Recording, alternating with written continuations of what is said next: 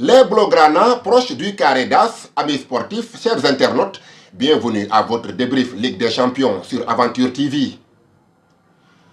Le FC Barcelone pulvérise le Borussia Dortmund 4-0. Rafinha à la 25e minute, doublé de Lewandowski à la 48e et à la 66e minute, avant que Lamine Yamal ne clôture le festival des Catalans à la 77e minute. Alassane Bangoura, les hommes d'Hansi Flick font plus que la moitié du chemin. Bien évidemment, parce que là, on a vu que cette équipe de Barcelone a été très bien en place aujourd'hui, mais surtout en matière de jeu, en monopolisation de la position des balles. On a vu surtout la première période qu'on a vu cette équipe de Borussia Dortmund a essayé quelques offensivités, notamment à travers par le biais des Guinéens, Serhou Guirassy, mais on a vu franchement ça n'a pas apporté des fruits parce que là, tout simplement, quand Barça a ouvert le score et franchement ils sont partis dans les vestiaires par 1-0 en faveur de cette équipe de Barcelone.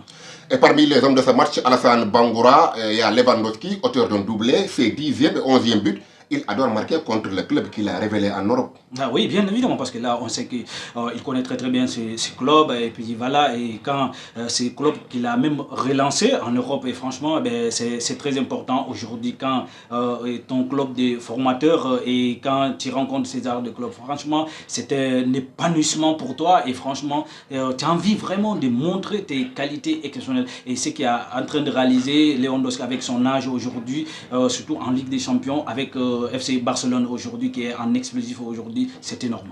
Il y a aussi un des candidats du Ballon d'Or Bangoura, à savoir Raphaël Diaz Beloli alias Rafinha, donc qui met fin à sa petite traversée du désert. Je fais allusion à cette défaite, cette lourde défaite à Buenos Aires face à l'Albi Céleste. Rafinha, on se rappelle, a été la cible des Argentins à cause de sa fameuse déclaration d'avant-match.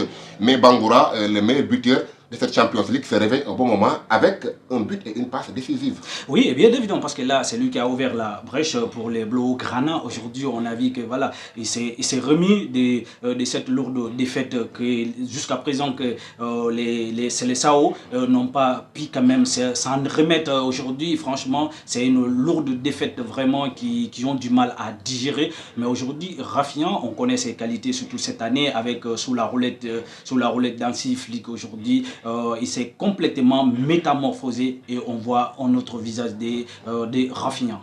Côté Borussia, Alassane Bangoura, ce n'était pas en tout cas le Karim Adeyemi de la dernière finale de la Champions League face au Real, mais également Serhou Guirassy, votre compatriote, deuxième meilleur buteur de cette Champions League à égalité avec Lewandowski, qui en première mi-temps a eu 3 opportunités de remettre les pendules à l'heure.